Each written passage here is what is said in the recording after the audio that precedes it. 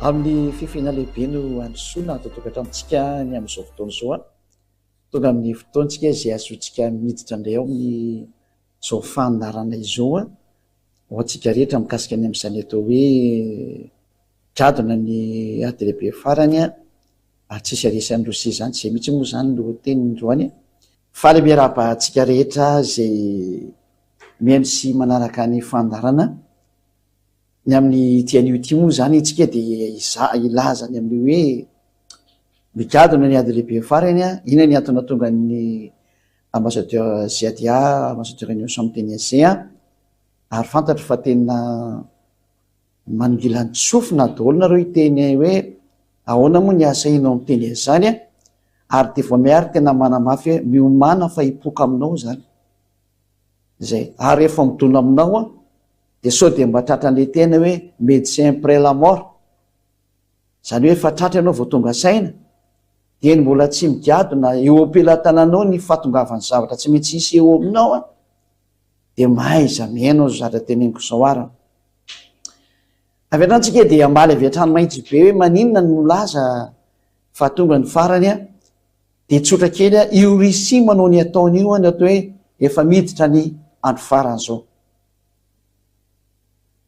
Tsindriko mafy ndre mandeha io Russie efa manao ny ataon'io io ady Ukraine io de no efa fiandohany hoe manomboka ny ady eo amin'izao tontolo zao ary mimany ianao hiatrika an'izany ary tsy misy aresan'ny Russie zany nareo novinoviny andeha daholo amin'izay ny fanazavana fa eno tsara ary voalohany indrindra aloha de ny zatra ho resany eto de ilay tompony hery ilay tsy hainareo tsy fantatrinareo ary tsy hainareo ohatrany amin'ny anarany ary tsy fantatrareo ohatrany amin'ny momba azy fa ilay tompony hery sy ny fahefana no efa nandefa teny fahamantarana hitany masonareo fa tsy norarahinareo ilay tompony teny sy ny tompony aina sy ny fanahy sy ny hery rehetrarehetra na ny tamaso ny tsy tamaso efa nanomeny fahamantarana anareo fanambaninareo ary tena nataonareo tsinitsinina ary lazainay mihitsy ny hoe niviry avainareo zay nytenenina nefa ny marina ny teny zay tompony teny zay le tompony atao hoe soratra masina anjiosy zay miomany ianao fa tsy mety ho tanteraka zay nytenenina na mety aminao na tsy mety aminao na mahafaly anao na tsy mahafaly anao de tena miteny anao mihitsy ny fa tsy maintsy ho tanteraka zay tenenina menoany aloha ny fanaporofony ianao menoa ny fanaporofona zany zay no hitenenako anao hoe tsy maintsy ho tonga aminao io na tianao na tsy tianao ary tena confirmation 100% teniny zany ambassadeur Union Ziadia zany à 100% de garantie ary ozy ny hoe sans bavure mihitsy sans bavure eny ary ny fanazavana zay tompony zao teny sy fampianara sy fanazavana zao hoe hiatra aminareo ambonin'ny tany ty teny ty ary tonga zany fotoana zany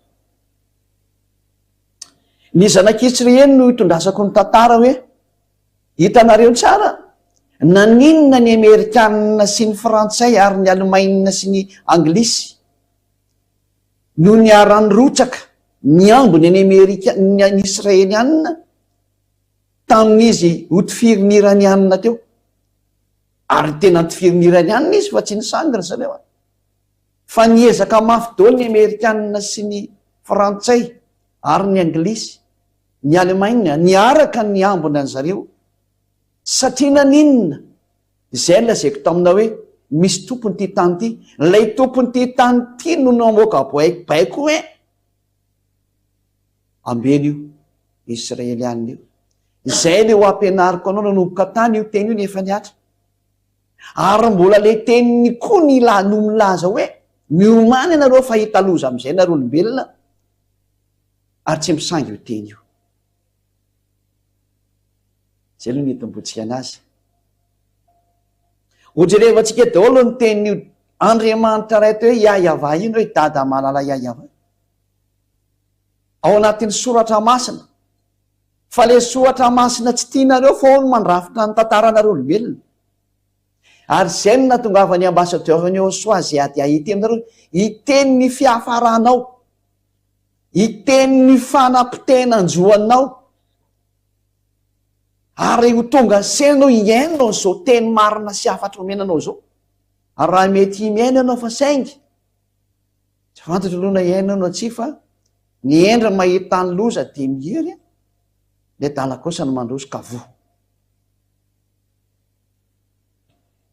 Amaky teny atsika ao anatin'ny soratra masina. Ny fahatanterahany zany teny zany hoe manina ny Amerikanina sy ny Frantsay sy ny Anglisy sy ny Alemaina niara-niaro ny Israel. Ny tena marina voadidy izy, ary nandidy azy dia zao maniraka anazy ao. Ny nandidy an'ireo dia za hitanareo ny rahana teny aminareo zao, ary tsy mahafantatra an'izany ny filoham-pirenena Amerikanina Joe Biden, tsy mahafantatra an'izany le chancelier allemagne Olaf Scholz, tsy mahafantatra an'izany ny filoham-pirenena Frantsay Emmanuel Macron, ary tsy mahafantatra an'izany ilay premier ministre izy moa Anglisy sy ny mpanjaka Anglisy. Fa nefa dia mandeha anaraka ny teny izay nambara izy hoe ataonareo ty, fa tsisy mahafantatra hoe misy mibaiko izy. Ary mibaiko n'ilay mibaiko azy tsy azo tovirana mihitsy ny eny fa na ianao koa aza tsy afaka manohitra an'izao teneniko izao ianao, na iza fa olombelona ihany anao ka tady ity fa noforonina dia noho ny teny ilay namorona anao, fa tsy afaka nikovoka mihitsy na président Amerikanina fa tsy maintsy nanaraka ny teny ilay tompony izao teny izao, tsy maintsy nanaraka ny teny ilay tompony izao fanambarana zao. Tsy nafantatra ihany koa ny filoham-pirenena Frantsay, ohatr'izany koa ny Alemaina, ohatr'izany koa ny Anglisy, tsy izy mety niaraka tamin'izany, fa dia niaro azy fotsiny Israelianina. Fa naninona tsy navelona ny daroana teo reo? Fa inona ny antony tsy maintsy niazaka zana ny daroana ny izy moa ny Israelianina? Nefa be dia be ny firenena mba mamparely tsy arovana. Satria maninona? Ary maninona tsy mba niazaka zana ny arovana ny Ukraine? Nefa ny Ukrainianina izay efa mitarainy efa firy taona hoe mba meo fitaovam-piadiana izay. Naninona tsy narovana izy? Fa maninona ary niazakazaka nakany Israela nefa niaro Israelianina? Izay tsy niady raha tsy voaingana kely teo angamba izay vao nisy ray volana latsaka izay. Zany no niazaka zany. Fa maninona tsy mba niazaka zany ilay Ukrainiana efa maty daroka ny bomba nataon'ny Rosiana? Inona ny antony zany? Minanao ny valiteny satria tonga niady lehibe farany sarotra aminareo niaro Ukraine zany. Ary tena lazaiko mihitsy ny hoe adalany izay mitsofoka ao. Da ho antsika ry hamaky ny teny a. Hojerevantsika voalohany indrindra zany ny tenin'Andriamanitra aloha ao amin'ny hoe naninona zany ninona moa ny tanteraka ty teniny mandeha ty, ary maninona no manizigiza ny ambassadeur-ny Saziadiava migadona eto ambonin'ny tany ny ady lehibe fahatelo, tsisy masaha manakana ary tsy ho voasakana ary tsisy hery afaka manakana. Miditra izy ary tena tsisy masakana intsony, tsy misy hery na fahefana na iza afaka mampijanona ny intsony. Tadidio tsara ny tenin'ny ambassadeur-ny Saziadia izay manao sini ankehitriny ilay naniraka azy, ilay Yavaseo Soa, ilay tsy tianareo ary sady tsy fantatrareo nefa tsy te lalako nareo, fa manao sini zany naniraka azy zany hoe miomany ianao fa hiatry io na mety aminao na tsy mety aminao. Ary zao fanambarana zao dia tadidio tsara fa efa tany amin'ny 2003 nisy an'izao filazana izao ny amin'ny zatra ho ataon'ny Russia. Ary ho an'ny eto Madagasikara manokana moa dia efa nahaino an'izany histoire efa hatramin'ny ela ny teto Madagasikara, ny firenena malagasy efa nahaino an'izao histoire zao efa hatramin'ny ela, fa ianareo aty ampitan-dranomasina ny tsy mba naheno an'izany. Ary zany no ampandrenesina anareo an'ilay tantara hoe ity le sary efa niseho ary dia ho ampahafantaranareo maiza miaino fa manjoatra ny atokantranonao ty teniko ty, miditra hatrany amin'ny asanao ty teniko ty, miditra hatrany amin'ny vinao privénao mihitsy ty teniko ty, satria miatra ny farany, tonga ny farany. Ovaketsikara ny manomboka amin'ny tantaran'ny Israelianina eo ny angaitsika anazy. Ny tantaran'ny Israelianina, ny zavatra nanjon'ny Israelianina zany ka natonga ireo Israelianina reo ambenana mandrak'Androany. Izay mihitsy mantsy io tiako taritiny hoe inona moa ny antony tokony ambenana anazy? Raha misary dia firenena miteraka problème izy. ka inona no tokony embenana anazy? Maninona tsy mba le palestiniana no narovana raha misary anankiray satria efa misy olona efa 33 000 angambany izy raha diso misy any olona efa maty. Tsy zany ve ny tokony arovana par rapport amin'ilay israeliana zay teo hoe misy 1200 angamba maty ny civil? Fa nataontsika hoe mba maso tsy miangatra ohatsiny e. Rehefa mba samy feno 1200 na 1500 na 2000 dia tokony najanona le ady satria hoe fa mba samy maty sany olona zay. Raha miresaka fandinina tsotra hatria le mamono olona ny tsy mety, fa maninona rehefa palestiniana ny vonoa dia mety, fa rehefa israeliana dia tsy andeha nitsangana ny aro daholo fa ny tena mipetraka. Ary maninona ny ukrainiana zay misy midariko andro manalina taria tsy mba nivonjena hatramin'izay, fa ny israeliana zay tsy de maninona akoriny nohatra dia niazaka zanany hovonjena mafy mihitsiny ary natahorana ny hoe sao dia misy mamono any reto, fa maninona? Mamaly anao ary valy teny omenanao koa le hoe ka dia miomana koa fa tsy maintsy amely anao ny Rosianina. Ianao le tsy te an'izany mihitsy ny miomana fa ianao no tratra an'izany. Hoe naninona ny zanak'Israely ary no tratra zao olana zao ka voatery tsy maintsy ambenina hatramin'ny farany izy a?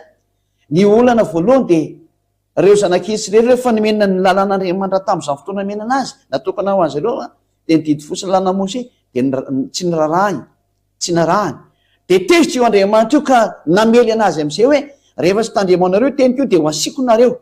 Zay zany le hojerentsika io. Inona atao le nanjoana azy aleoloha raha tsika ny tenin'Andriamanitra araka ny boky amin'ny Levitikosy toko 220 dia ny 7:20 sy ny 10:20. Levitikosy vaketsika rehetrarehetra somary oziny reo hoe mamaky baiboly ka le baiboly mihitsy ny anapolofoko aminao hoe tsy afaka miala amin'io ianao.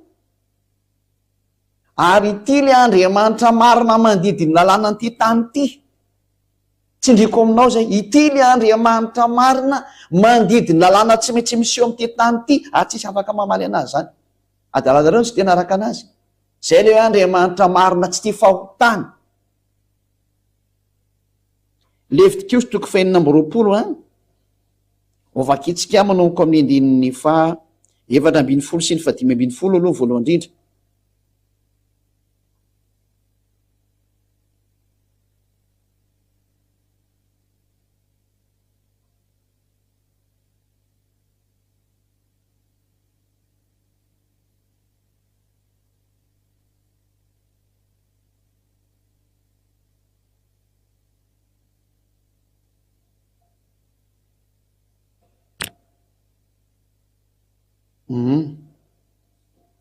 Tserikely le tentsika aloha zafaty indrindra. Levitikosy toko 2:20 aketsika aloha ao afaka miseho amin'izay ny sary fa raha tsy miheno akosa ianareo ka tsy mankatao ireo didy rehetra ireo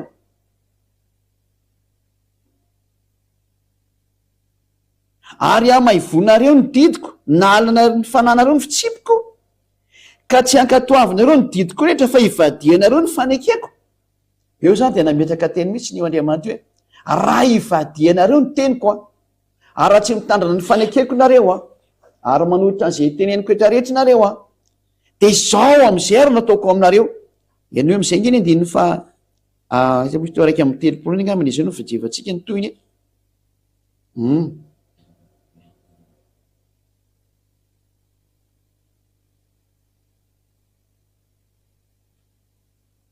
andiny faraika amin'ny 30 ary ka hatrany amin'ny 7:30 hoe ity ny toyny be dehibe izy ary horavako ny tanànanareo fa tena ravy i Jerosalema io tena mpiteny mpanjaka ny Asiriana ny Babiloniana sy ny maro samihafa ary ataoko lao ny fitoerana masina anareo ary tsy amboloko ny anitrareo ka ankasitrahana ary ataoko lao ny tany ka ho talanjona amin'izany ny fahavalonareo zay monina eo ary ianareo dia ho aheliko any amin'ny jentilisa. Ka ity mihitsy le resantsika ity hoe tena no ahelin'Andriamanitra any amin'ny jentilisa izy ary anatsoka sabatra ho entiko manenjika anareo ary ny tanareo dia ho lao ary ny tanànanareo dia ho lava.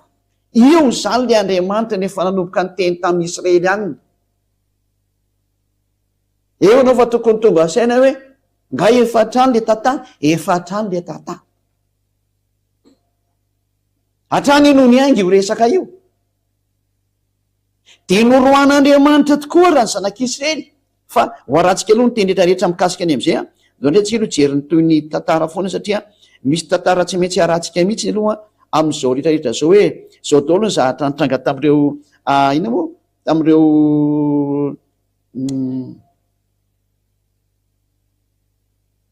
tamin'ny zahatra ny Sodoma zanak'Israely zany tamin'izay fotoana izay dia reto daholo ny zahatra hoe hameliny zanak'Israely ho vakentsika eo amin'ny Jeremia indray toko 5:20. Jeremia toko 5:20. Vakitsika indray zay ho voninahitr'Andriamanitra. Jeremia toko 5:20 andininy 7. Vonoko andininy 7 ka hatramin'ny faraka 20 jerevantsika hoe nanomboka ary ilay loza.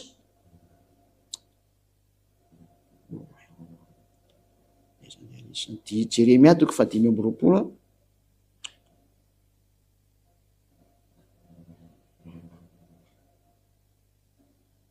Manomboka ny andininy 7 no vakitsika. Hatramin'ny taona 7:20 nanjakan'ny Josia zanaky Amona, mpanjakan'ny Joda ka mandraka ny Roany, dia mandritry ny 20 taona izao no natongavany teniny Yahva tamiko.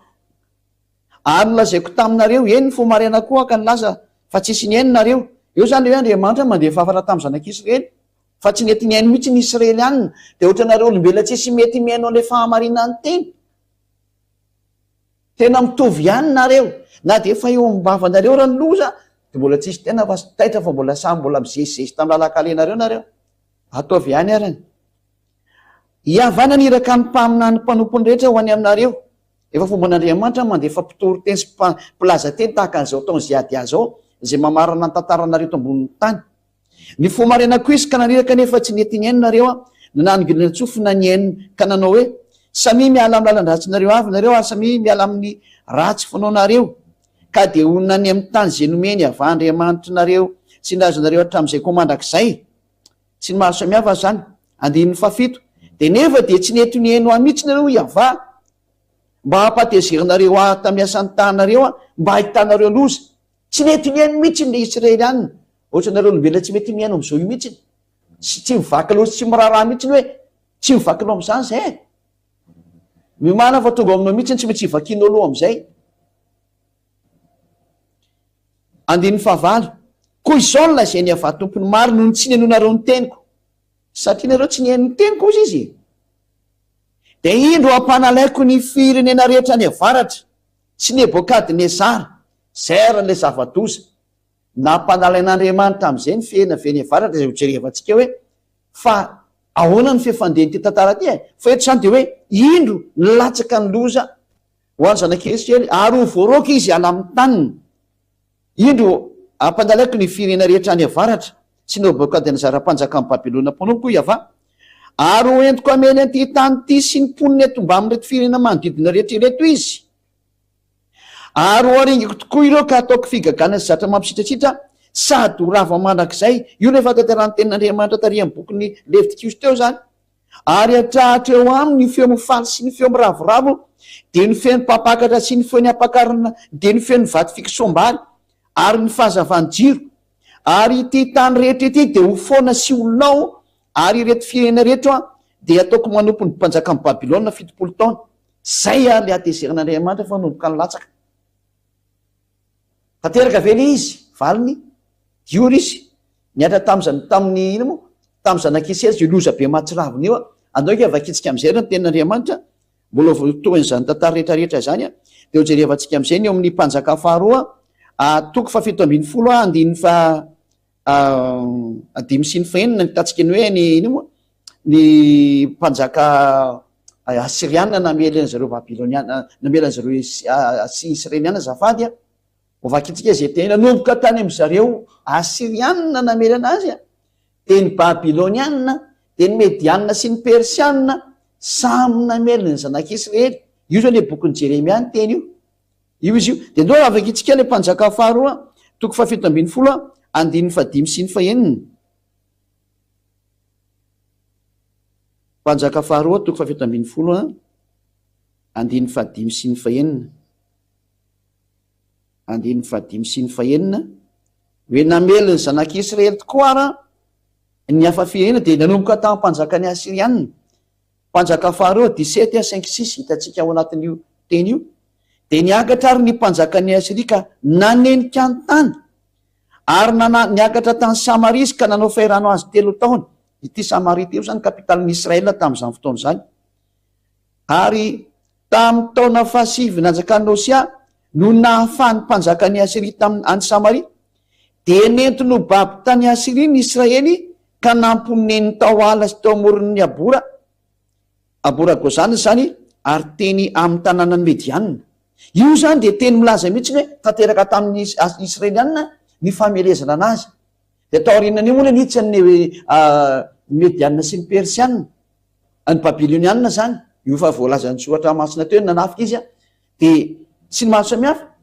Andao apitsika farany zay teny zay eo bokin'ny mpanjaka faharoa faharoa toko 7:20 andiny 7 sy ny 1:20. Mpanjaka faharoa toko 7:20 amafiziko tsara aminareo zay mbo fantatra mihitsy fa tanteraka ange ny teny 7:20 eo amin'ny andiny 10 nga manomboka bakitsika.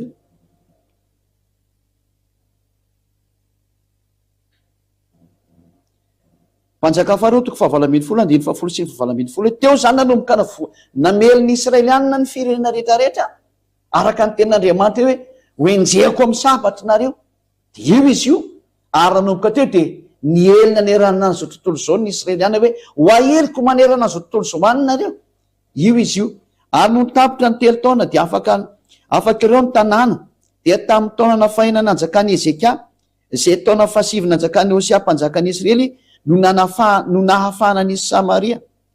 Ary ny mpanjakan'ny Asiria dia nitondra ny Israely ho babo tany Asiria ka nametraka azy tao ala sy teo amoron'ny abora ony Gozana ary teny amin'ny tanànany Mediana. Eo zany nanomboka ny paritaka amin'izay ny zanak'Israely tratra ny faherany misesy tany dia nielina nerana an'izao tontolo zao ny Israely nanomboka tamin'izao fotoana zany. Izany fotoana zany dia tany nanomboka tany amin'ny taona moins 720 tany ho any zany. No nanomboany zany olana ny paritany zanak'Israely manerantany satria afaka neny Asiriana dia niditra indray ny Babiloniana tamin'ny andro Nebokadnezara mpanjaka. Ho an'izay mahita tany dia mahay izany nareo. Eo niditra Nebokadnezara mpanjaka namono Israeliana dia niditra indray avy teo ny Mediana sy ny Persiana dia niditra ny Grika dia niditra ny Romana dia niditra avy hatrany amin'ny tateoriana moa dia nisy nataony Hitler tena maty volotao zareo Israeliana. Tamin'ny andro Hitler hitantsika tsara fa 6 millions isy an'izy efa maty. Famonoana natao an'ireo jiosy ireo ary ny farany dia isa hitantsika eo izy ny farany emely anazy fa tsy maintsy misy mamono ireo hatramin'ny farany. Reo Israeliana reo efa vozina tsy maintsy vonono ireo ka eo amin'izay sary izay mihitsy tsy maintsy misy miaro anazy mba hatongavany amin'izay satria raha tsy misy miaro anazy dia horitra io Israeliana io. Dia izay tsy maintsy erovana anazy hoe ambeny io Israeliana io. Izay na tonga ny Amerikana miambina anazy satria miambina le amely anazy farany. Ho iza ny voalaza amely ny Israeliana sy amely an'izao tontolo izao. Dia tanao tsara zany fa raha misy tsy maintsy miambina ny Amerikana, misy miambina ny Israeliana, ny miambina ny Israeliana dia tsy kafa ny Amerikana. Dia tsy maintsy misy ifandonaniny zany dikan'izay ary ny fandonaniny dia ilay tsy maintsy amely anazy. Ka mandra-piaviny le amely anazy dia tsy maintsy arovana izy aloha sao dia lany ritra ao. Tsy haiko na araka anareo le teny na tsy araka anareo fa efa somary lasa loha kely ny teniko fa zany io tantara io.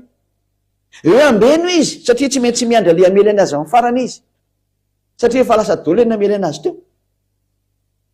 Mbola lava be ny histoire izy misy resaka biby mbola ampianarina antsika hoe biby avy eo anatin'ny ranomasina izay manana tandroka 7 ino moa tandroka 17. Mbola ho avy zay. Fa ny tantara efa marina no efa lazavaina amintsika hoe tsy maintsy tanteraka io na tianao na sy tianao. Ary zay zao ampianarina antsika etra tokantrano hoe mahay zany miaino sy mandray fa tsy maintsy tonga ny ady lehibe farany izy efa mandeha io efa mandeha le izy fa tsy ho tapaka intsony ary tsy azo tapany intsony, tsy misy herina fahefana ampitany ty mazo manala an'io na manaisotra an'io na mampijanona an'io, fa zay mikitika an'io mampijanona an'io no potika sy horava izy. Zay mikitikitika an'io na iza na izy na hery avaiza na fahefana avaiza no potika sy rava. Zany le dada mahery indrindra iavano anaran'ilay naniraka an'izay adiady tonga ty aminareo ety. Tsy azo sangina ny teny etony eto, tsy tenin'olombelona ny teny eto fa tenin'Andriamanitra mahery, ary lay mitondra ny teniny lay tsy azo sangina. Famarina ny teny fototra zany ho voninahitry dada iavasy eo soa. Ary tsaroa fa tena fitiavana lehibe famonjeny ty. Leo tsikely toy izay ny teny hoe inona raha no nitsanga rehefa tanteraka zany teny zany a, rehefa voaroaka zareo. Satria dia niditra ny Babiloniana dia nandroaka anazy, nanao sesitany sy ny karazany a, dia niditra ny daholo rehetrarehetra farany mparitaka maneran-tany satria niditra ny Grika, niditra ny Romanina, dia niparitaka manerana zao tontolo zao ny Israelianina dia tonga ny eran-tany, tonga hatrany amin'ny faritra avaratra zao tontolo zao, tonga hatrany amin'ireo Occident rehetrarehetra reo niparitaka ry zareo. Zay rehefa niparitaka ry zareo dia aitsika tsara moa fa ny soatra masina dia manamarina mihitsy fa niparitaka izy, satria ny soatra masina indray no niteny amin'izay hoe avy ireno ary reo naparitaka nareo reo. Noho ny amin'ny tenin'Andriamanitra io dia niparitaka ny zanak'Israely ireny tena voany sesitany manerana zao tontolo zao izy. Porofony zany hitanareo tsara, misy jiosy any France, misy jiosy any Amerika, misy jiosy daholo ny fahatrany hatrany Ukraine any ary misy jiosy, any Rosia misy jiosy, saika misy jiosy daholo manerana zao tontolo zao ary iny le vokatry ny sesitany nazo anazy dia niparitaka ry zareo noho ny amin'ilay zava-doza nitranga teo amin'ny tany ny jiosy. Ary rehefa niparitaka ry zareo dia ny zavatra nitranga amin'izay taorinan' zany nivoaka ny tenin'io Andriamanitra io hoe ianareo rehetrarehetra zay nanaparitaka an'ireo jiosy reo avy reninareo amin'ny taniny izy, ary rehefa averinareo amin'ny taniny kosany izy dia ambeny tahaka ny fiambina ondry kely dia fiambesina ny ondry zany. Hitareo zany reny ondry reny fa rehefa misy mpiambina dia arovana tsy ho an'ny ambody, arovana tsy ho azo ny fahavalo, ho arovana tsy hoe misy mamono fa tsy maintsy miambina eo ny tompony, fa zay natao hoe miambina ondry. Izy ireo man tsy mora misy mamono reny. Ho an'ny biby izy izy malefaka kely dia mora maty izy, dia tsy maintsy ambehana zany le ondry. Dia hozy ho Andriamanitra marina sy mahery io zay tsy azonao divirana ny teniny hoe tsy mahafantatra an'izao Joe Biden président américain, tsy mahafantatra an'izao Emmanuel Macron président frantsay, tsy mahafantatra an'izao lay prime ministre Allemagne, ary tsy mahafantatra an'izao ny prime ministre anglisy. Hoe ambeny io fa nefa n'izy ny ambala. Zany le Andriamanitra tompony teny sy tompony ainao sy tompony zao tontolo zao. Rehefa miteny izy dia tsy misy mahazo mamaly zany. Tsy maintsy manaiky daholo nareo fa olombelona ihany nareo ne. Tady teo fa olombelona ianao, olombelona kely ianao fa tady teo, misy mpamorona anao. Dia aza miteny hoe ahoana moa ianao manana fahaisana miteny ohatran'izao, mbola ho hainao zany aoriana kely fa mbola tsy androany tsy am'rapitso, fa ho hainao amin'izay izy le miteny aminao sy miresaka aminao. Fa fantaro ny hery sy ny fahefana mandeha makany aminao any hoe aza mikitikitika an'izao hatsarana izao fa zaranao aza mahaino an'izao fitiavana be omenanao zao. Zao fa kitsikara ny tenin'Andriamanitra ao amin'ny bokin'i Jeremia toko faraka amin'ny telopolo dia manao amin'ny andininy fahafolo ny vakitsika zany. Jeremia 31:10 ho vakitsika. Zanakely aloha mihaino tsara ny tenin'Andriamanitra dia vakike dia hitanareo tsara ny fahatanteran'ilay teny io tsara ty teny ty. Raha mba maheno an'izao filoham-pirenena Amerikanina tonga saina izy, raha mba maheno an'izao filoham-pirenena frantsay mba mety tonga saina izy. Iny anie mba hiaino daholo rehetrarehetra, iny anie mba hiaino daholo rehetrarehetra fa ny tantaranareo sy ny mandravitra ny fiafaranareo zao tany teneniko eto zao hoe tsy misy ninona azo nareo atao ntsony fa olombelona ho anareo, namboarina, vovoky nareo, mety levona. Fa zao teneniko aminareo zao tsy levona manak'izay zao. Izy io miantry io arako. Iny io arany teny. Jeremia 31:10.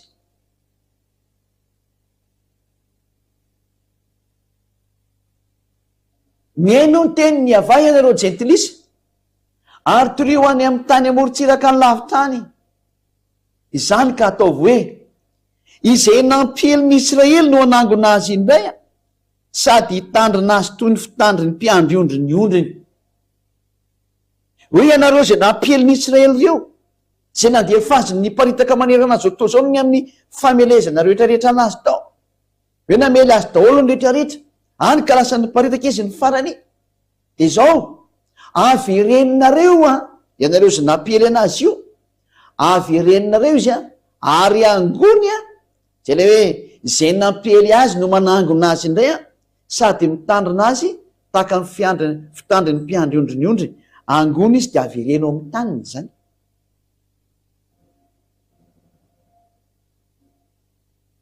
Ary rehefa tava verina eo amin'ny taniny izy de ambeny tahaka ny fitandry ny mpiandry ondry ny ondriny. Iza ny Andriamanitra amin'ny teny ohatran'izany ka tanteraka ny teniny. Fa nefa zany teny zany de tany amin'ny taona -500 misy zany teny zany. Tany amin'ny taona -500 talohan'ny Lazero no misy an'izany teny zany. Fa tanteraka izy ankehitriny hitantsika vao tamin'ny ray volana taona natanteran'le teny. Ny niarovan'ny Amerikanina, ny Frantsay, ny Anglisy, ny Alemaina, ny Rosia, ny Israelianina farany teo niarana hitinareo. Lazao fa zatra kisangisangy zany na kisarisary zany. Niarana hita ankehitrika 99% ny fiarovana nataony Israelianina ny andro firenena ngeda be efatra reo, ny fiarovan'ny Israelianina tsy ho tratra ny bomba narefan'ny Iranianina. Fiza naniraka anazy efa dareo iambana ny Israelianina. Iza no naniraka ny président Joe Biden, iza naniraka ny président Emmanuel Macron, iza naniraka le chancelier allemand, ary iza naniraka an'ilay le premier ministre anglisy naniraka azy hiaro an'ny Israelianina. Fa inona nga prala nga reo mpianakavy. Fa maninona nanino reo no nandeha niambana sy niaro. Io mivandravandry olonao io ny tenyle mahery, io mivandravandry hitanareo io ny tenylay tompony ty tany ty, ny tompony fahefana am'ty tany ty, ary tsy misy Andriamanitra mahazo miady aminy fa potika izay miady aminy. Io ny teniny io, iarahantsika mahita ny teniny io. Hoe ambeny io tahaka ny fiambina ondry ny ondry, tahaka ny mpiandry ondry miambina ny ondry, de aokaotran'izany ny ambeny anareo ny Israelianina. Fa tsy conscient président Joe Biden, tsy conscient ny président Macron, tsy conscient le premier ministre anglisy, tsy conscient le chancelier allemand. Voilà sorte. Mahita an'izao sary mandeha zao nefany ianareo mataitra ve mba tonga saina ve hoe ino ny ty miseho ty. Zao no lazaina aminareo hoe tonga ny fahatanterahany ty. Io ny Andriamanitra mibaiko an'izao tontolo zao. Ilay ny tenako anao hoe mba maiza miain'ny teniny.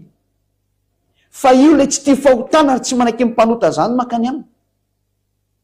Hoe no ohatra lasa toroteny ka izy tenin'Andriamanitra tsy maintsy miditra kely mba nome saina anao hoe mba maiza miaino an'izao famonjeny zao am'izay manomboka androany. Fa olombelona ny foronina ihany ianao fa tsy tompony ty tany ty, tsisy tompony ty nareo nenandray. Fa ny tompon'ilay mandidy, io ny tompony zao. Ndroany le Israelianina tsy afaka namaly fa ndroany izy de namely daholo ny fahavalo. Rehefa avereo izy hoe avereny io de ambeny tahaka ny fiambina ondry.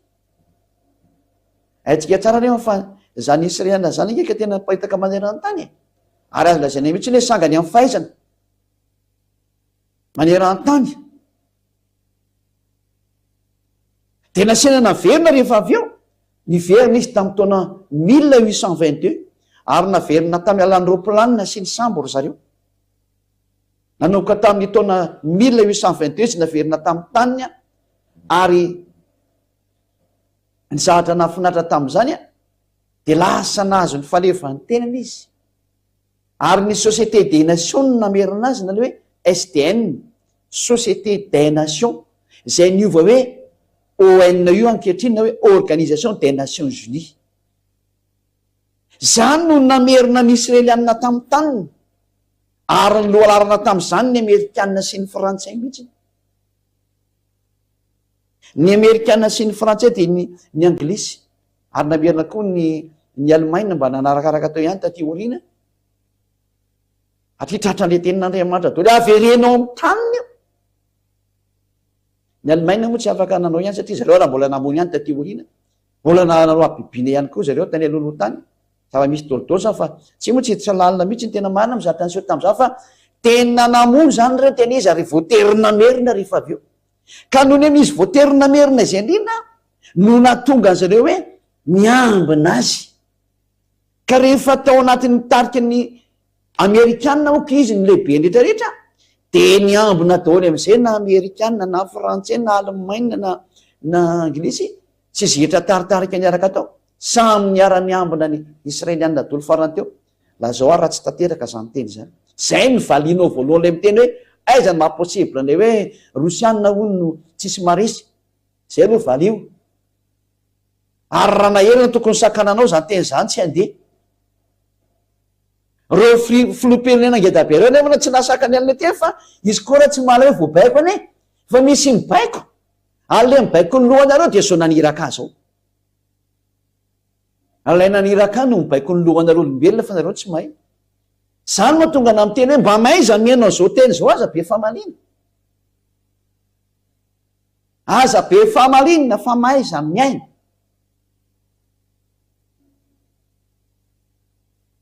Fa na ny manam-pahaizana ary tsy tonga saina tamin'izao teny zao nefa izy miatra. Ny mpandinika rehetrarehetra mba mitady hevitra efa ahoana fa izy miatra. Ary samy gaga daholo hoe manino ny Israelianina no rovana nefa ny Ukrainianina ry tsy mba rovana. Nefa raha ny be ny maty ary ny be maty ary any Ukraine tsisy miara. Raha tsy menimenina ilay président Ukraine hoe efa tsy mety tsony kosa ngeny ataonareo e. Ary mahita ny fiazaka zany Russie miditra amin'izay vao tonga saina. Nefa ny Israelianina tsy maninona narovana tsara mihitsy. Nefa izy manana fitaovam-piadiana mbola narovana ihany. Zatra mahavariana be mihitsy zany.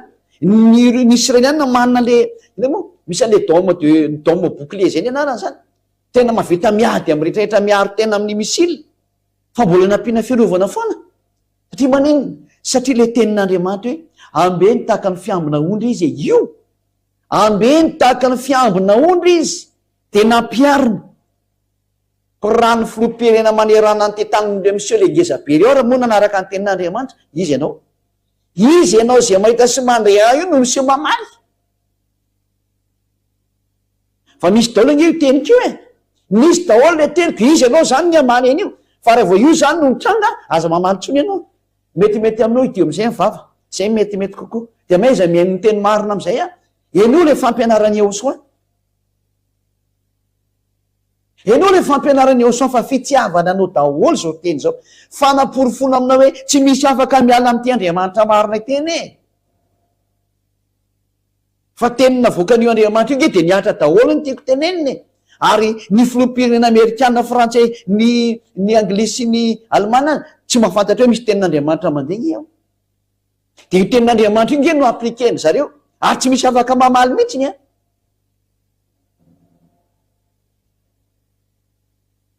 satria manjary raha misy miady amin'izao ny Israelianina dia nitsanga eo manjary tsy voary izy dia mety hopotika dia tsy ho avy nefa lay anapotika an'izao tontolo izao sady anapotika anazy.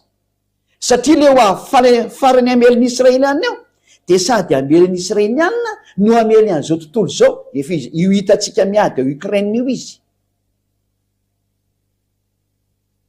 Russie zany teneniny zany. Ho avy izy amely anareo rehetrarehetra fa tady io izay teniko izay.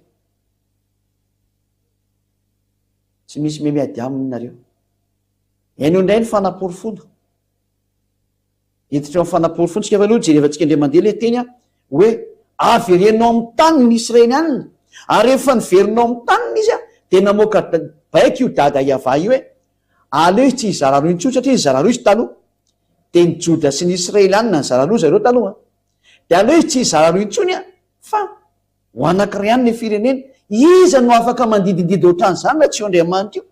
Rehefa niverinao amin'ny tany tokoa ny Israelianina dia tsy mba nizara roa fa anankiray ihany le firenena. Zareo jerevantsika le teny hoe nizara roa tokoa izy tany aloha tany a. Nao ke jerevantsika izay ten'Andriamanitra zay araka ny mpanjaka voalohany toko voalohany mpanjaka voalohany toko 240 29:40. Mpanjaka voalohany toko 240 hoe nizara roa reo fanjakanareo tany aloha tany. Toko 240 dia 9:20 fa 30.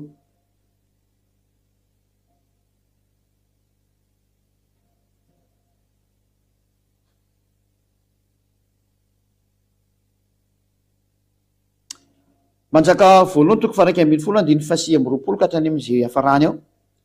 Ary tamin'izany andro izany raha niova raha nivoaka avy tany Jerosalema Jeroboamy dia nahita azy teny an-dalana ary ahia Silonita mpaminany, satria resaka mpaminany foana ty mandeha ity. Toy ianao hoe ary ianao koa zany ve mpaminany matoa teny ity teny ity, ho hitanareo eny fa aleo arahana fotsiny teny. Dia nahita azy teny an-dalana ahia Silonita mpaminany ary ihany tafo lamba vaovao ary izy roa lahy ihany no tany an-tsaha. Dia niraisy ny ahara ny lamba vaovao izay notafiny ka notsiariny 12 ary izy tamin'ireo Jeroboamy. Raiso anao ny tapany 10 fa izao nolazainy avahan'Andriamanitra ny Israely.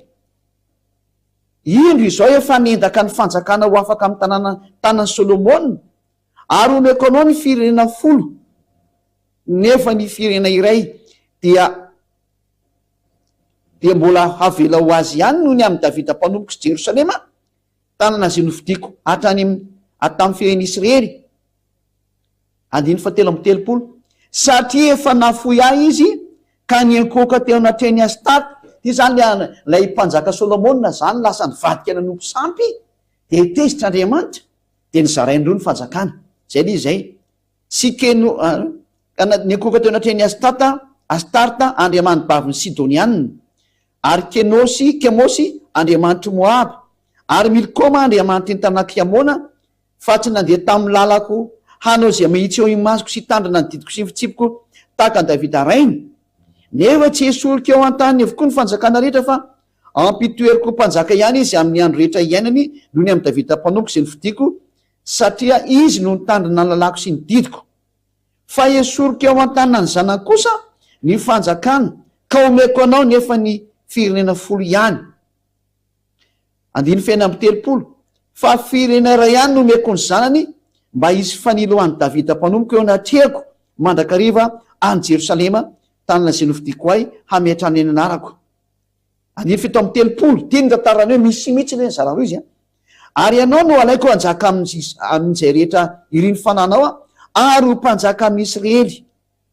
Zay keto zany dia voalaza amin'izay hoe ny eo ajanona sesary amin'ny taranaky any amin'ny Solomona zany dia Joda sy Benjamin. Zay le izy fa ry amin'ny taranaka Israeliana kosany dia hoentin'ity eto hoe Jeroboamy ty ary ny fanjakana ny firenena 10 Israely zay ny hoentiny ny taranaka 10 Israely zany nizara roa zareo. Dia zay na tonga hoe lasa nisy ry Israelianina ary nisy ny atao hoe Joda sy Benjamin no miaraka ary ny Israelianina 10 amin'ny ilany fanjakana ray, 2 eo amin'ny ilany fanjakana ray ary miady tsy akijanona mihitsy ny mora eo hatramisy vonisesy tany mbola miady ihany izy. Dia tany misy dia rava-tany zany. Dia namoaka teny amin'izay Andriamanitra hoe rehefa miverina izy dia atao fanjakana tokana. Dia hitanareo hoe lasa Israelianina tokany amin'izao fa tsy misy tsony le Joda sy hoe Joda sy Israelianina. Rava le izy zany, tsisy azay tsony. Dao raha vakitsika amin'izay le teny Andriamanitra kasika amin'izay any bokin'ny Ezekely no vakitsika. Ao jerevantsika kely bokin'ny Ezekely toko 7:30 andininy 2:20 no vakitsika avy hatrany amin'ny anaran'ny Hosoa. Ezekely 37:22.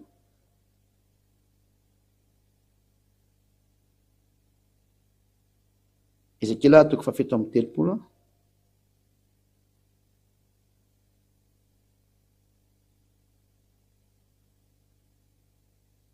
Ezekely 37:22. Aleo tra dia vakitsika andiny faraika amby roapolo hatrany hoe famerenana ny israelianina amin'ny taniny manomboka amin'ny raiky amby roapolo ka hatramin'ny roa amby roapolo de lazao aminy hoe izaolona izay ny avahatompony maro ino zao aka ny zanak'israely avy any amin'ny jentilisa io ary le teny hoalaiko avy any amin'ny jentilisa zay naleny eny hangoniko avy any amin'ny manodidina any izy ka hoentiko ho any amin'ny tanina ireo averin'andriamanitra any amin'ny tanina zany iny le teneniko teo ary ho ataoko firenena ray any amin'ny tany izy de any atendrombotriny Israely ary ho mpanjaka ray ihany no mpanjakan'izy rehetra ka tsy ho firenena roa intsony izy ary tsy saraka ho fanjakana roa intsony tena tanteraka mihitsy rehefa niverina am'izay ny Israeliany tao amin'ny taniny tsy ny saraka roa intsony fa anankiray ihany mbola ilaza fe ianao fa mbola maherin'io Andriamanitra io ianao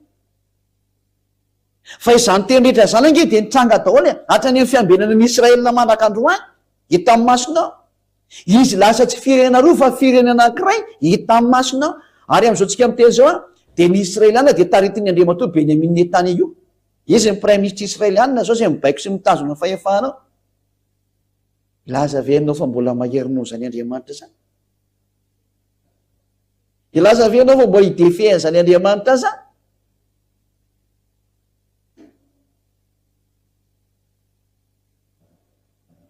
samy mieritreritra tsika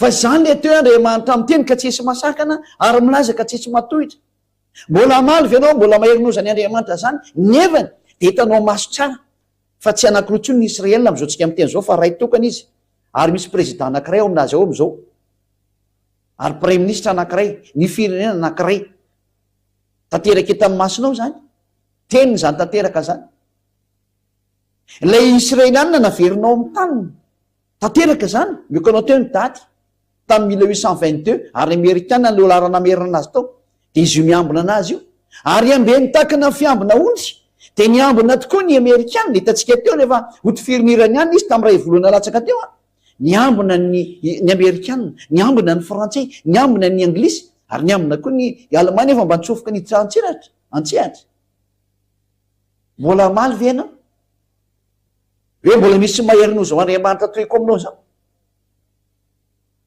fa io le tsy tia fahotana io le tena za tsy mihaino mpanota ary zany ny ampianaran'izao ziady azy ao ny taonanao tsy ho mpanota mbo tonga am'izao fahamarinana lehibe zao ary io Andriamanitra io am'izay no ny teny hoe miomany ianao fa ho resiny misy daholo ary tsika hiditra am'izay sehatra zay am'izay hiditra am'izay sary zay tsika hoe maninona ny voateny am'izay aloha sy hoe tsy afaka miady am'izany nareo tsy afaka miady am'izany na ny Amerikana fa raha vao miady am'izany de potika nareo de meko mivalony potika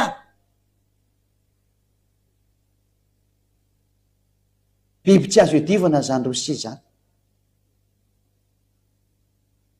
zao fanambarana zao de efa tany amin'ny 2003 zao no nisy tato amin'ity fanjakan'Andriamanitra ty ary tsy ninonionona mihitsy ny tato ambony tany hatram'izay zao vao tonga saina zay nandre nareo ny apetan-dranomasina moa zany de be famalina be ndray hoe aiza koa ny ampiasana zany ka nareo tsy nafantatra nininona tsy omena tsiny eny amin'ny lafiny ray ka tsy nafantatra ary moa nareo saingy efa ampahafantarany ziady any nareo ankehitriny ambasatrovaneo zao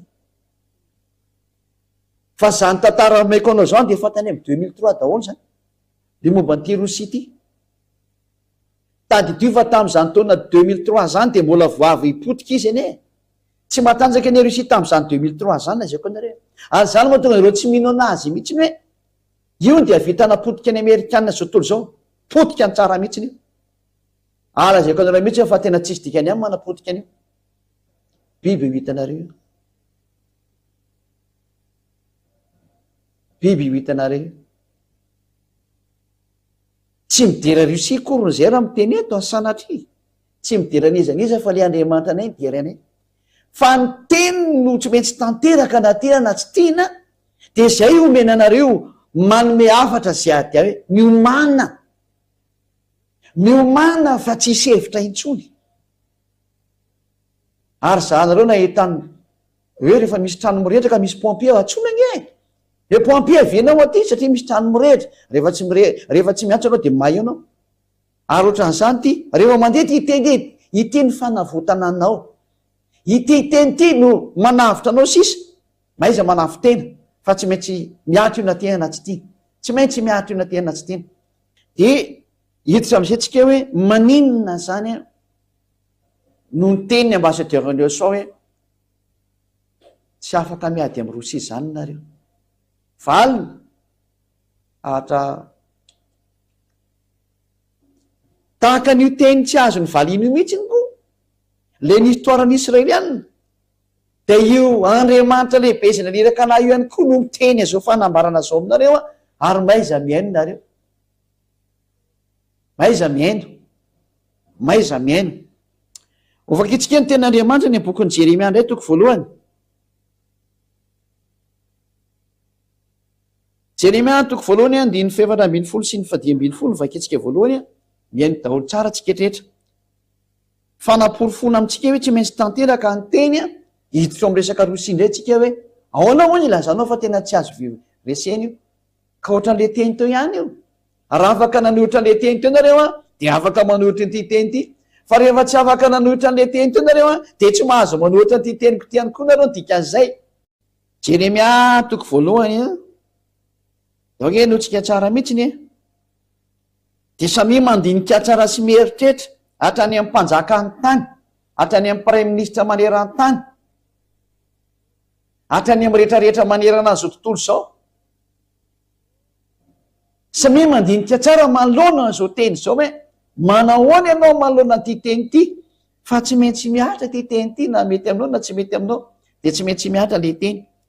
Jeremia toko voalohany manomboka midininy 7:10 de hoy ava tamiko irohatra avy any avaratra ny lozanjo ny ponina ny lozanjoa ny ponina rehetra amin'ny tany.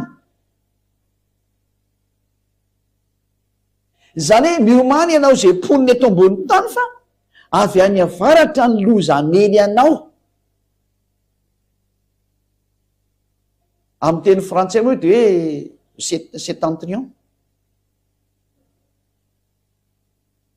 Any amin'ny extrême mihitsy ny voalazan'ny tenin'Andriamanitra ihany koa any amin'ny teny frantsay ihany.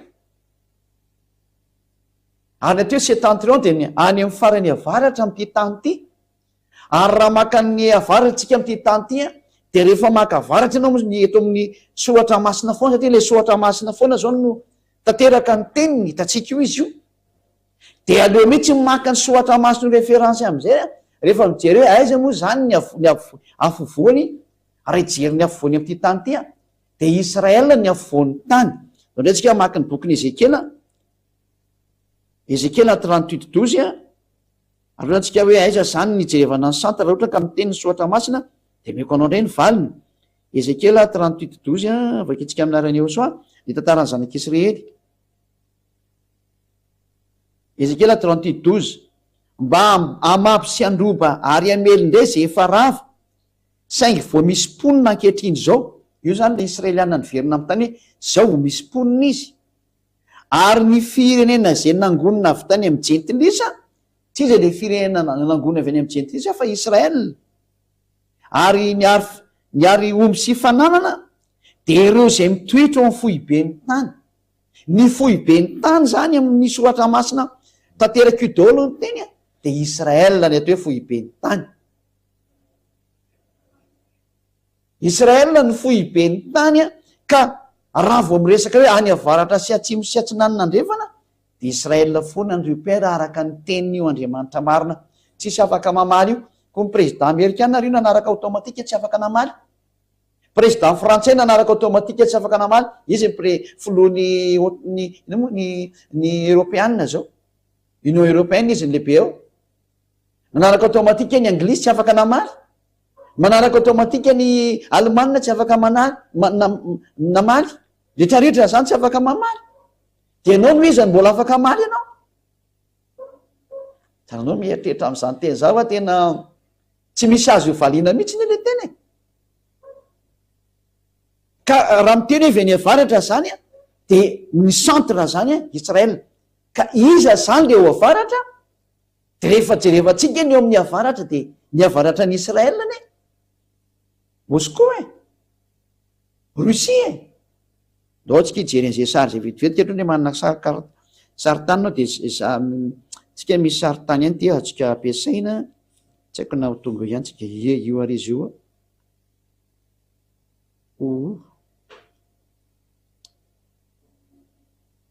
de ty zao Madagasikara de ty zao eto zao izy moa ty zao any Israel zany ty io zao Liban de ty Israel ty io Israel leo kapitentsika mihitsy Normanie atika ataotsika Normandie izy de amizay tsy afaka mihetsika zany zao io de miakatra tsika any ambony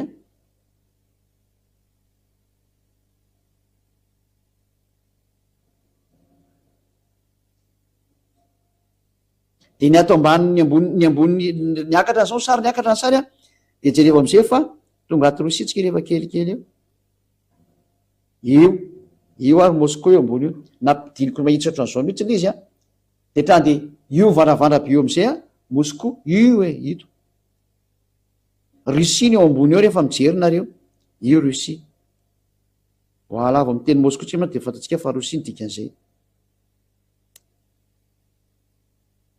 io izy io ny tany Russie io nahita Moscou tsika teo mantsy io izy teo zay tsy efana tsara hitantsika teo izy io fa tsy taoko ndreny naleny teo nakaizana izy teo lasa mihitsy ny izy teo zao le vetsika le mandeha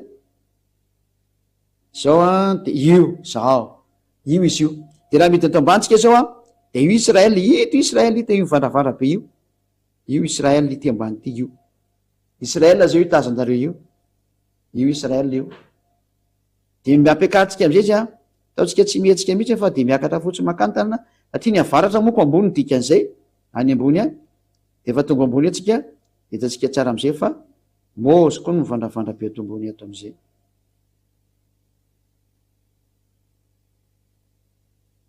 lasa ny vakarenana rendreny sarytsika izy ty io lasa ny ambony loatra teo io izy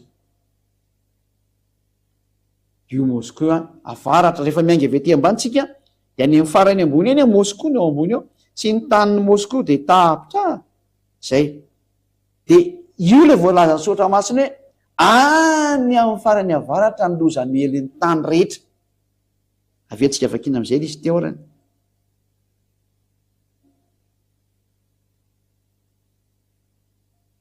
Jeremia 1:14 eno enge ty ho anareo rehetra zany hoe de miomana zany efa miteny zay ady hoe ho avy ny loza mely ny tany rehetra ka de miomana fa avy any avaratra lizy any amin'ny farany avaratra ohatra lasa nisy couleur mavomavo tampoka sa zao mihitsy ny couleur izy io de hoy avary tamiko irohatra avy any avaratra ny lozanjony tany any ponina rehetra amin'ny tany de mbola enolo teny fa indro tsoko ny fihena rehetra amin'ny fanjakany any avaratra hoy ava de atonga izy ka samy hametraka ny seza fiandriany eo anylohany izy teo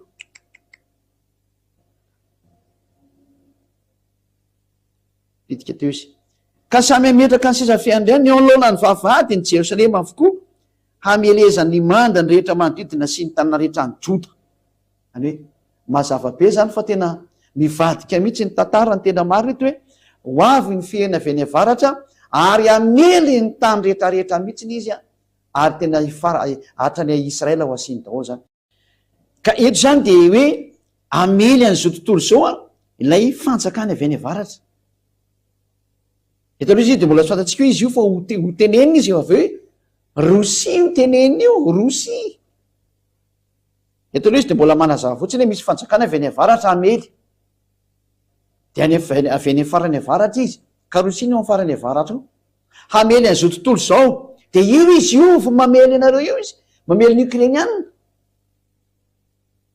sasa ataony iny atsony iza no mitarika anazy tsy olombelona de mamely valy anareo tsy olombelona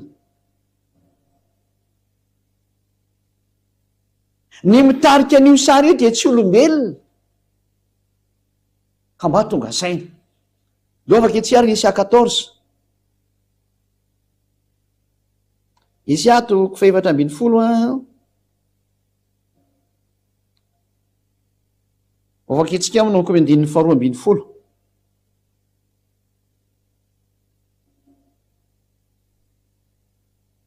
enio tsara ty Esia 14:12 zany a vakitsika voninahitra tady Avasiosoa. Endre latsaka avy tany an-danitra ianao lay fitarikandro zanakiny maraina. Eotrany de misy fitarikandro ka kitana moa hoe fitarikandro zany avy any ambony eny dikan'izay milatsaka amin'ity tany ity. Lay fitarikandro zanakiny maraina voakapy enjera amin'ny tany ianao a ry lay mpandripaka firenena. Misy mpandripaka firenena zany milatsaka makety amin'ny tany dikan'izao.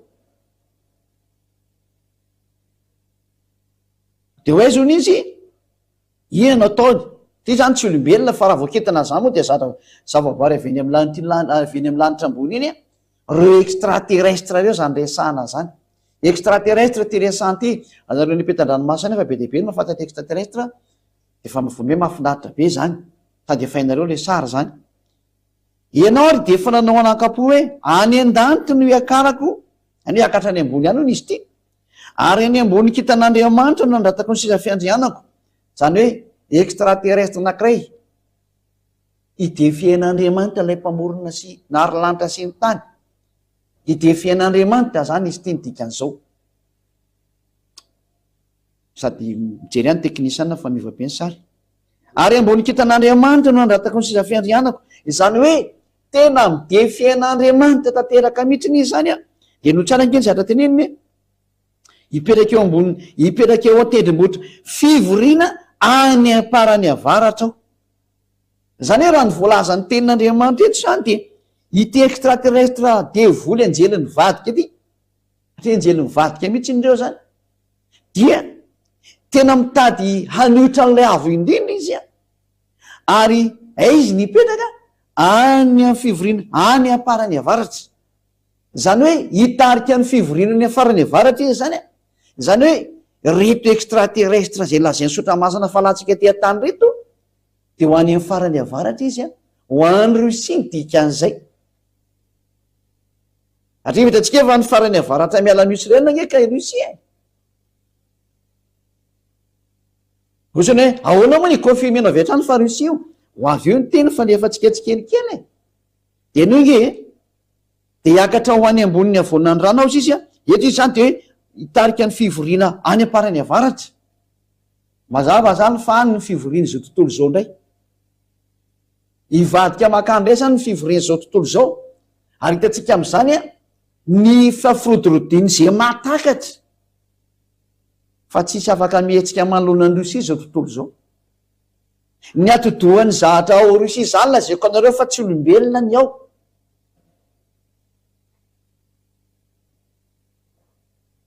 Tsy mahatakatra an'izany nareo. Hitanareo eny any ny toy ny tantara aza mba miteny mitsaka ny Amerikana nge ny matanjaka indrindra sy ny OTAN valy teny mekanao non zero zany.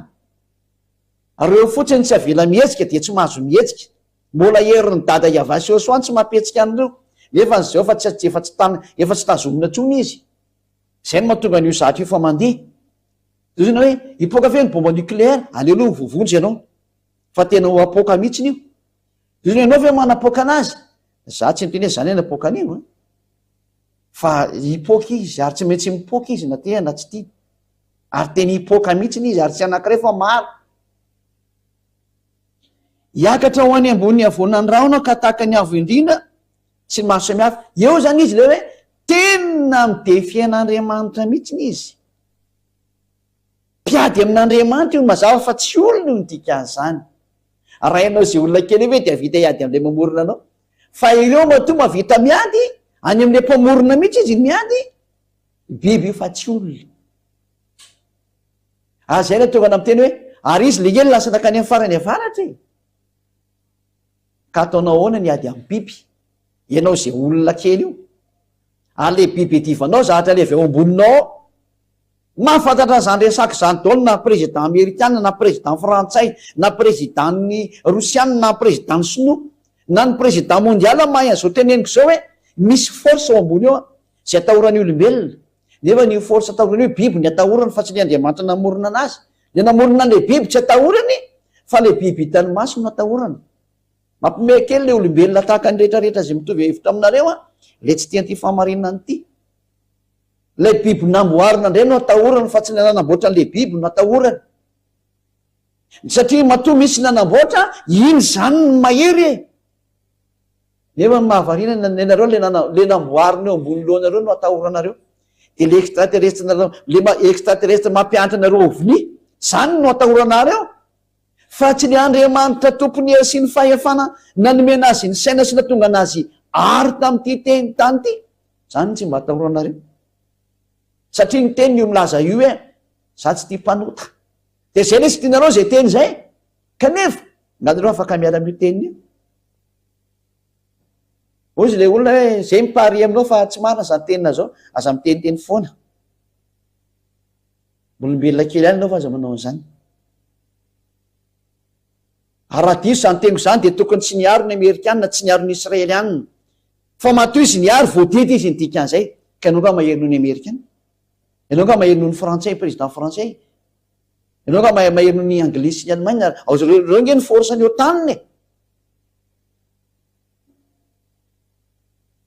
ary raha ohatra anao ka momba n'zany hoe amerikana sy ny frantsay sy ny allemagne sy ny anglisy zany ka reo mihitsy angeny nanaraka le baiko ny Andriamanitra toriko aminao io le tenin'Andriamanitra tato no mibaiko anazy de ohatry zany koa io ity teny ty no mibaiko any Rosia hoe ataovy ny ataonao fa tsy mahazo mijanona ntsony ianao de idiny ianao tsy maintsy manao ny ataonao hatramin'ny farany atria tonga ny fotoana tsy maintsy manao ny ataonao ianao ary efa ho avy ny amalinanao mantsy ary lay biby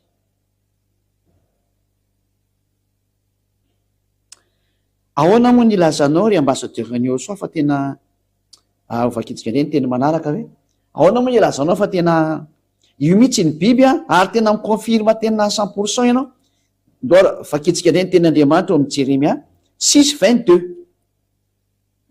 Jeremia 6:22 no jerevantsika Jeremia toko fahenina andininy faharoambiroapolo donc enotsika tsara ty teny ty manome toko sy andiny anareo foana de nareo kosiny mba jerevy le teny satria manomboka etsika mahita fa tanteraka dao ny teny io Andriamanitra lay mampiambina ny Israelianina io vao ray volana latsaka teo nahitantsika an'izay niarana itsy tontolo zao de milaza aminao koa fa tsy maintsy tanteraka ty teny ty ary tsy azonao toerina io satria ilay nandidy ny amerikanina no mandidy koa tsy maintsy misy o rehetrarehetra zao ilay nandidy ny frantsay zay tsy fantany akoriny ilay mandidy anazy no miteny koa hoe tsy maintsy misy ty teny ty tanao zany fa tena tsy azo toerina mihitsy le fampianarany Ahosoa zany natao hoe le Andriamanitra mahery le tsy tianao nefany tsy azo edivana izy tsy misy Andriamanitra afaka manohitra anazy zany tsy miexiste zany atria raha tsika mahita ny sary gaga zao ny Rosiana mahita hoe misy baiko mandeha be baiko le iziko tsy azo atao ninina zany io Jeremia 6:22 vakitsika amin'ny anaran'ny Ahosoa izao no lazainy ava indro misy firenena avy any amin'ny tany avaratra dia firenena lehibe mitsangana avy any amin'ny farany tany zay ary izy hoe avy any amin'ny farany tany io resahana io zany avy any amin'ny farany tany io resahana io zany hoe ty firenena lehibe ty zany zay hitsangana avy any avaratra dia avy any amin'ny farany tany mihitsy izy ka raha miainga avy eo Israely ianao mijery any amin'ny farany tany any avaratra any de Rosia mihitsy ny tsindrina ao amin'io toerana io izy ny force ao ambony io Rosia le izy zay efa io miady amin'ny Ukraine am'zaontsika miteny zao efa manomboka le ady lehibe farany tanteraka le tenin'Andriamanitra tsy misy azonao valiana mihitsy na ny kely aza araka ny tenin'Andriamanitra zay nomenanao teo ary jerevantsika indray ny tenin'Andriamanitra amin'ny Jeremia 46:20 manome teny be dehibe mihitsy Jeremia 46:20 donc antsika maka an'izay teny zay le Jeremia 46:20 manome an'ity teny ty mba tonga no tonga ny saina hoe tsy afaka miady am'izao Andriamanitra zao nareo olombelona fa petratrara Jeremia 46:20 vakitsika amin'ny anaran'ny Ahosoa vonona trinarany lasikelo fa Jeremia toko fa 10 andiny 41-42 nefa jevantsika fa mihoatra kely Jeremia 50 41-42 Jeremia 50 azafady indrindra Jeremia 50 41-42 jerevantsika kely ty teny Jeremia 50 alesy Jeremia 50 41-42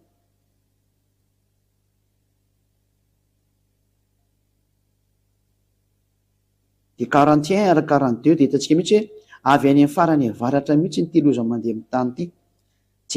Jeremias 41-42 indro misy firenena avy any avaratra dia firenena lehibe sy mpanjaka maro no mitsangana avy any amin'ny farany tany.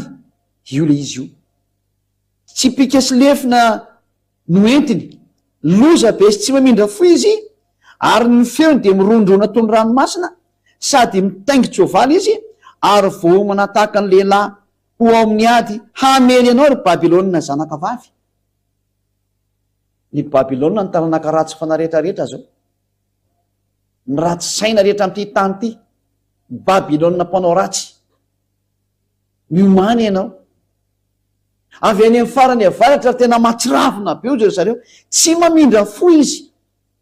Ny feony zareo de ohatra amin'ny ranomasina mihitsy izy rehefa mandeha, no ny amaroany dikan'izany. Zany sary rehetrarehetra zany ao tsiketra zay miainy de tena manambara ny loza miatra amin'ity tany ity, fa avy any amin'ny farany avaratra ny loza amelin'ny tany.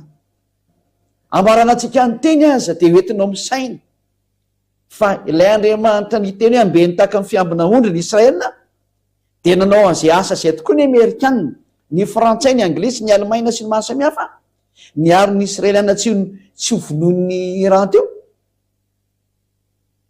Zay Andriamanitra nanome baiko ary tsy azo ny toerina zay mihitsiny ary namerina ny Israeliana ny tany koa reo olona reo, de ny Amerikanina sy reo tanina reo nazo baiko mamerina anazy eo amin'ny taniny, de tsy misy afaka namaly mihitsy na ny kely azy. De zay Andriamanitra zay ndre no miteny ankehitriny hoe Rosia no amelanareo amin'ny andro farany. Zay Andriamanitra zay no miteny an'izay ndray.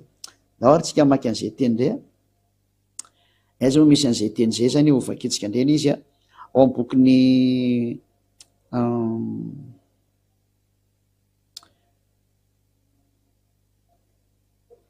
Ezekela toko 7:30 no vakitsika raha ampelantananao zany. Ezekela toko 7:30 ary etsika dia hita fa hitarika ny firenena rehetra ny Rosianina ao anatin'izany ny Afrika. Fanambarana efa tany amin'ny 2003 daholo zany fanambarana zany. Raha ho an'ny Madagasikara de efa nenao zany teny zany ny malagasy tamin'ny 2003. Nampianarina taty amin'ny tanin'ny Madagasikara zany tamin'ny radio sy ny televizion. Radio moa ny tena nalaza be tamin'izany teto amin'ny faritra Madagasikara, Antananarivo, Ambohidrabeto. Satria moa zany sady misy station radio, misy televizion zao station hitanareo amin'ny chaîne Yaoso TV io raha ty Madagasikara, sady misy chaîne televizion manana chaîne radio izy. De tamin'izany taona 2003 zany no nivoany zao fanambarana izao. Zay Rosia tamin'izany fotoana zany de tamin'ny 2003 de firenena malemy voavy potika izy tamin'ny président Mikhail Gorbatchev, zay potika ny fanjakana Rosianina ilay atao hoe URSS tamin'izany fotoana zany. Potika izy ary rava ary tsy misy fahefana mihitsy.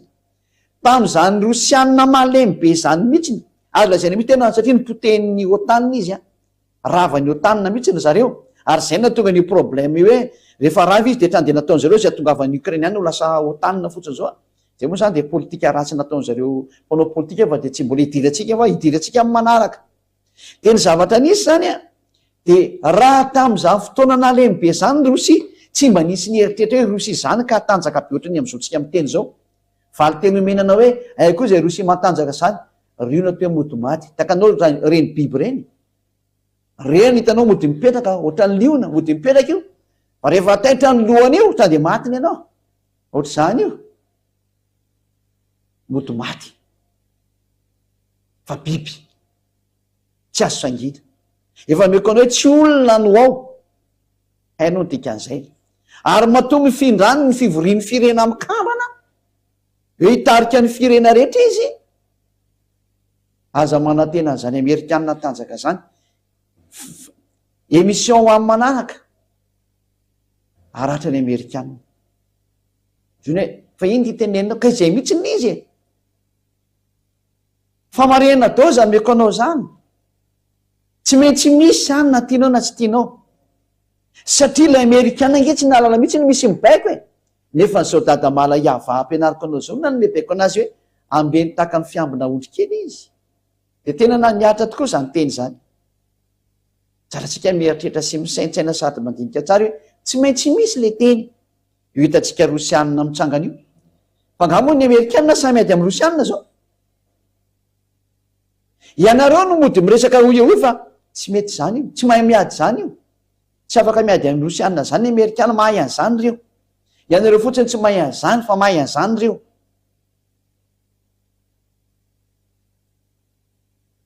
inoerany teny Ezekela 38 a no andininy voalohany a amarana antsika anazy a Ezekela 38 a de samy mandinika tsara zay nampianariko anao teo na hoe zavatra tsy honoina koa zany fa zavatra réel de raha tsika mahita mihitsy ny sary ane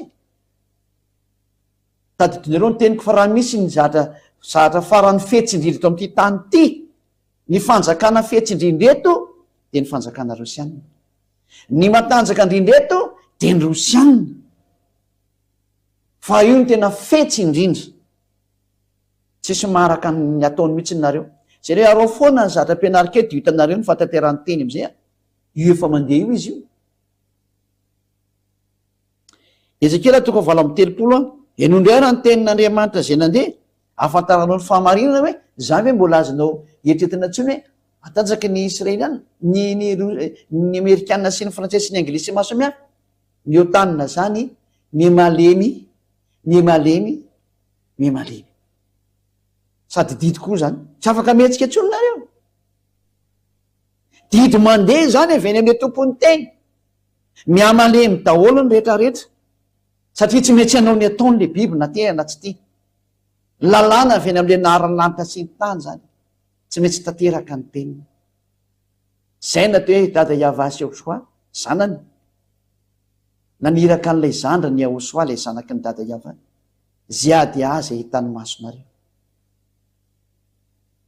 Ezekela 38 manomboka amin'ny 1 jusqu'à hatrany amin'ny 7 a de vene toy hatrany manomboka amin'ny 15 jusqu'à hatrany amin'ny 16 ary zay ny amarana antsika ny teny Ezekela 37 1 jusqu'à hatrany 7 a ary tonga tamiko ny teniny havanana hoe ry zanak'olona manatry fiany goga avy any amin'ny tany magoga zay mpanjaka ny Rosia sy Meseka ary Tobala ary naniny amelezana azy io la terme Rosia fa tonga ary le goga de fiantsonany ny tany Rosia ny andrinan'ny Rosianina tamin'ny fotoana taloha zay ary magoga mpanjaka ny Rosia sy Meseka ary Tobala zany magoga zany de anisan'ny razambe tany alohaben'ny Rosianina zany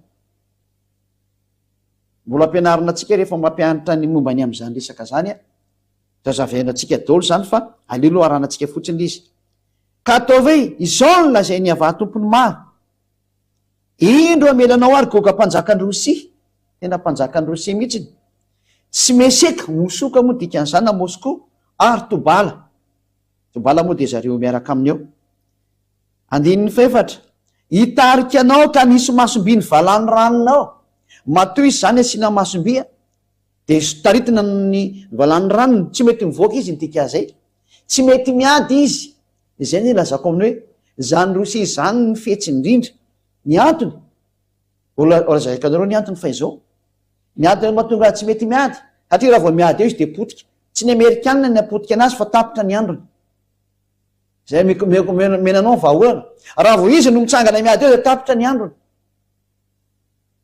de mody mitarazorazo izy fa raha ny fitaovam-piadiana zany Rosianina zany a lehibe ny extraterrestre ao ambony ao no miaraka aminy ary zany ny teknôlôjia faratampony raha tsy hainareo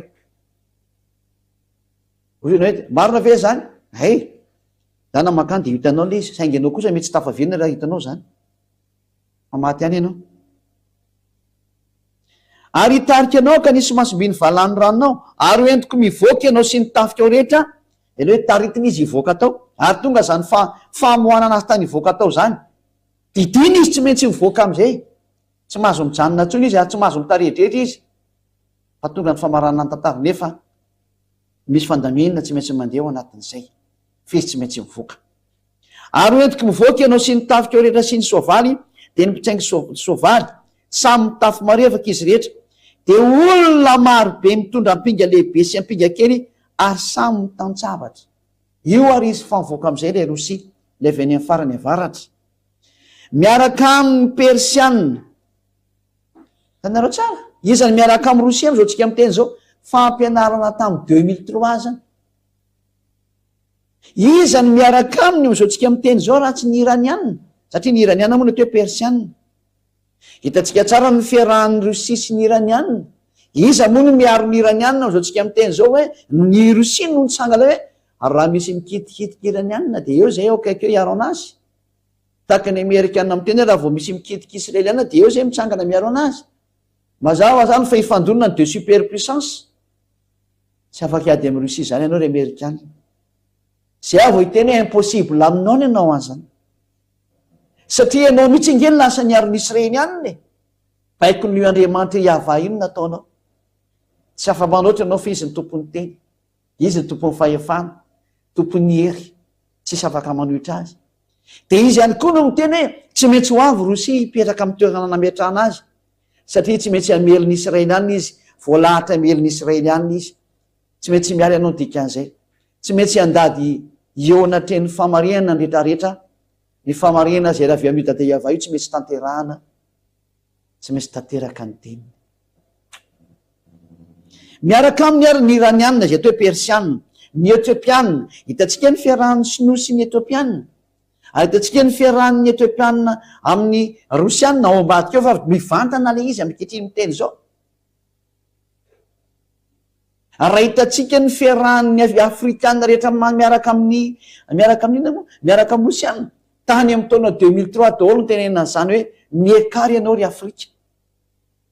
hiakatra zany afrika zany ary nanomboka tamin'ny fiakarana izy moa ny fiakaran'ny baraka obama tao amin'ny fitondrana no ny voany teny hoe miekary ianao ry afrika. ary mbola hiteny zay ady amzo tsika miteny zao hoe aza gaga raha isongadina afrique du sud aorina kely, fotoana fo izy ny andrasanareo. ary azagaga ny mahita ny afrikanna miazakazaka manatona ny rosia satria baiko n'andriamanitra ny ala izy efa tany amin'ny 2003 daholo no tenenina zany. miaraka amin'ny etiopianna, miaraka amin'ny libianna. anao ny etiopianna sy ny libianna efa nisy atao hoe goavana mihitsy ny eo amin'ny fatiny afrika ao zao tsika miteny zao.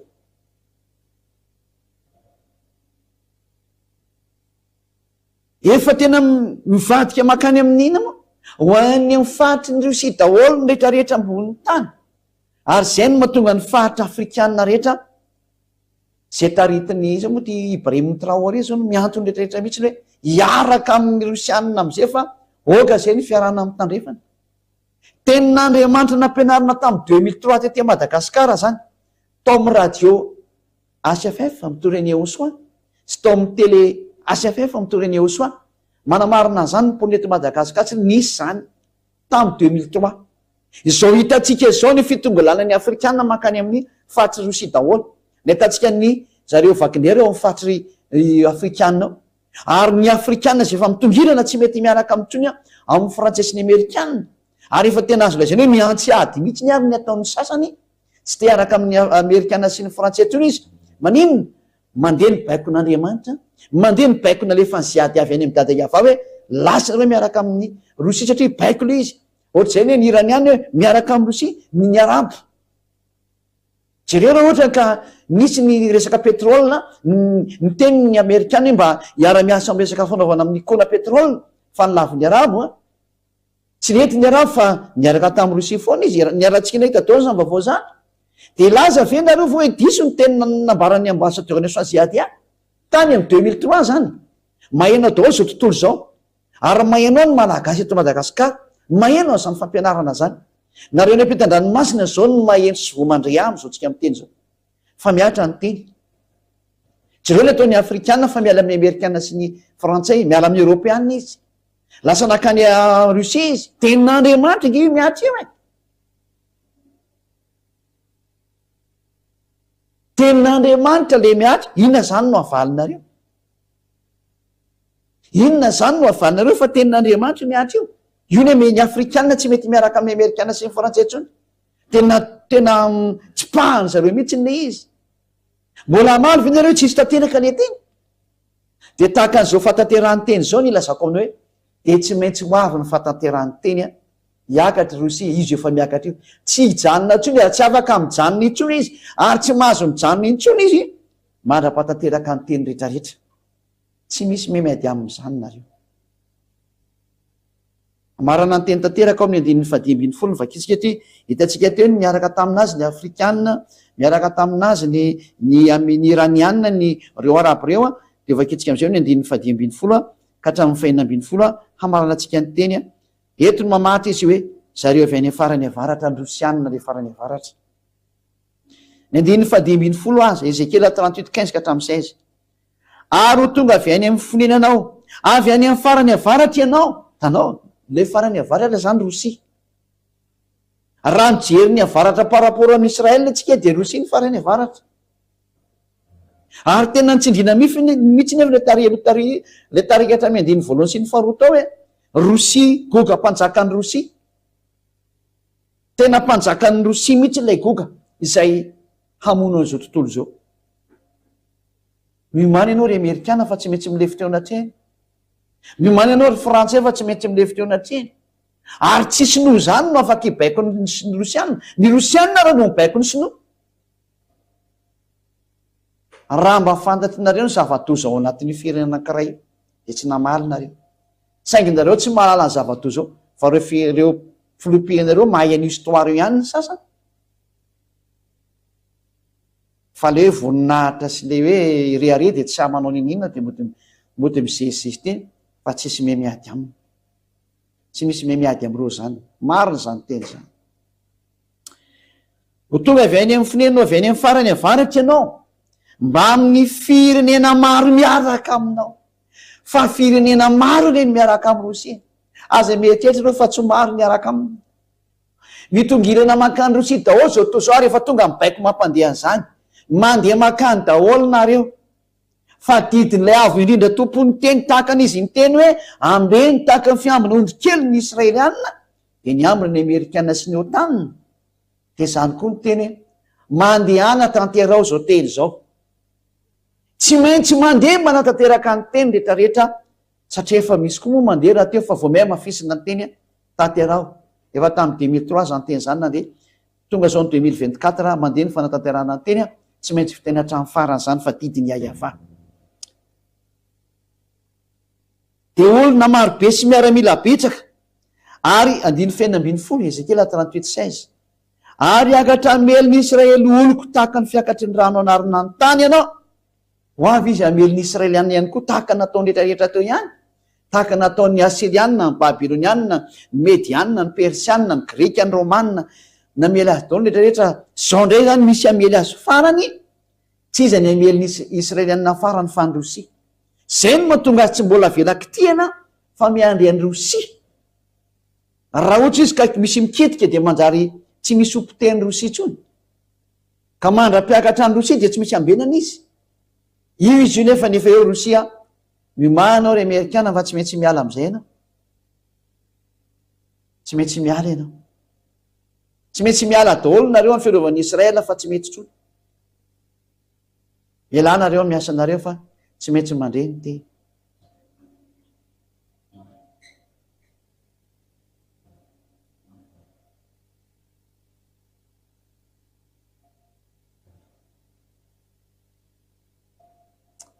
Atsika vakitsika teny hiakatra ny meliny Israely oloko tahaka ny fiakatry ny rano anarina ny tany ianao.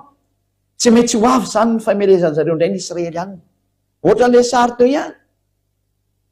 Ary rehefa miseho zany sary zany izy manomboka manangona ny tany rehetrarehetra, mampiseho amin'ny mahabiby anazy izy, tsy te hafantatra an'izay rehetra mikitikitika anazy izy, fa tena ompiteny dao zay manamelingela anazy, de ny farany hameliny Israelianina am'izay zay ny farany. Roviana hono no tonga zany, de mamaly am'izay ny teny Andriamanitra ao farany hoe any amparany no tonga zany. Rehefa tonga ny farany zao efa iainantsika zao nefa ny farany, tsy maintsy miala Israel tsy maintsy miala ny Amerikana na tena na tsy tiana, de zao ny voalazany. Ary hoentiko ameliny tanyko ianao mba hafantaran'ny firena rehetra rehefa miseho masiny onatrehany aho ny amin'ny ataoko aminao ry goka.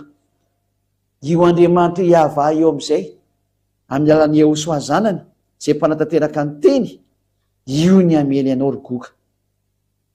Melo lalana an'izany Jehosoa zany ny zandriny ziady azy hitanareo maso. tapitra ny fampianarana androany ny filazana aminao fa tena tsy afaka miady amin'n'oko rosia io zany ianao, goka mpanjaka ny rosia, tsy afaka miady amin'io zany nareo, ny fahendrena aleo miala toy izay potika, fa tsy mahataitra-ndreo manapotika anareo olombelona, tsy taitra amin'izany reo.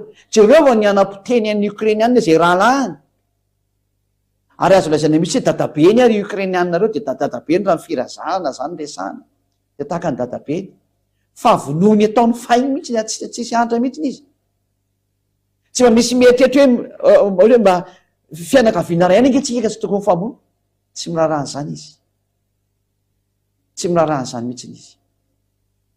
Ny endry mahita ny lozaka mery edala mandrosoka vo enganika iain'ny teny hatramin'ny farany anao ary ao le fampianarany eo soa, ary ao daholo ny zahatra ho atoroanao eto fa efa tonga ny farany, ary efa hifarana le farany, isao miratsan-tananao sisa fa efa tonga ny farany, efa be zay ny lasa,